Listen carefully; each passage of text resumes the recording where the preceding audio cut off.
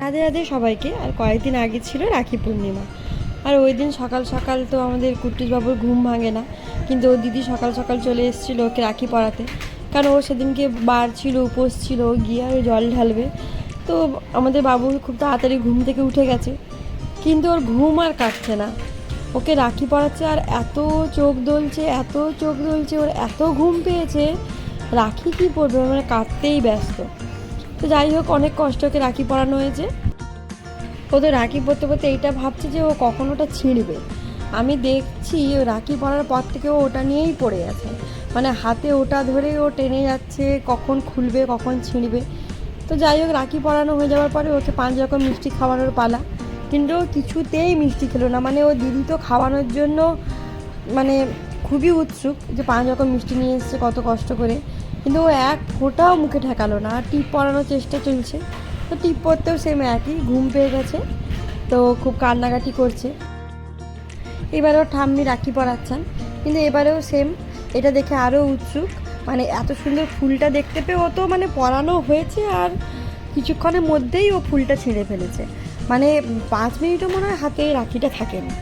তো যাই হোক, রাখিটা পরানোর পরে ওকেও একটু মিষ্টি দিয়ে একটু আর ফুল টুল দিয়ে ওকে আশীর্বাদ করা হলো। তারপর গিফটের পালা। ও দিয়া ওর জন্য অনেক গিফট নিয়ে এসেছিলো, একটা টেডি বিয়ার, তারপর একটা ওই বজরংবলীর মুখোশ, একটা বল, অনেক কিছু নিয়ে এসছে। কিন্তু এই যে ও তো নিয়েই মানে কখন খেলবে সেটা নিয়েই ব্যস্ত। তো ও নিজেরগুলো নিয়েছে, এবার ও দেবে।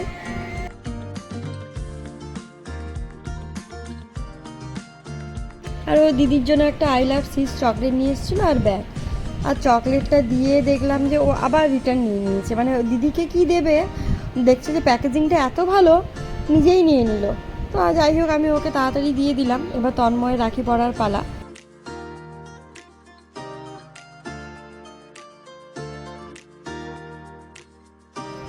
তো তন্ময়ের জন্য ছড়ি দিয়ে এরকম আয়োজনগুলো করেছে। তো সেই 5 রকমের মিষ্টি রাখি।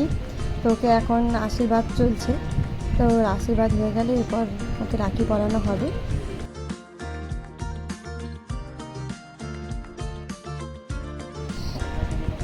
এবার তন্ময়ের আশীর্বাদ পর্ব প্রায় শেষের দিকে। এবার আশীর্বাদ হয়ে গেছে, এবার তন্ময় রাখি পরার পালা। তো ও রাখি পরা হয়ে গেলে আমরা সবাই রেডি হচ্ছি, আমি যাব বাপের বাড়ি।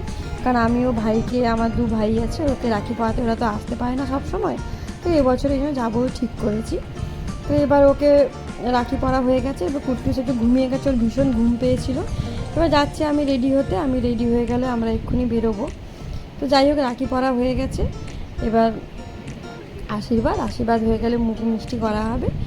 তারপরে তো এবার ভাই বোনের গিফট দেওয়া নেওয়া হবে। তো যাই হোক, এরকম করে আমাদের বাড়ির সকালবেলা রাখিটা এইভাবেই সেলিব্রেট আমরা করেছিলাম। এরপরে আমরা যাব বেলদা। চলো পরের ব্লগে আবার আসছি।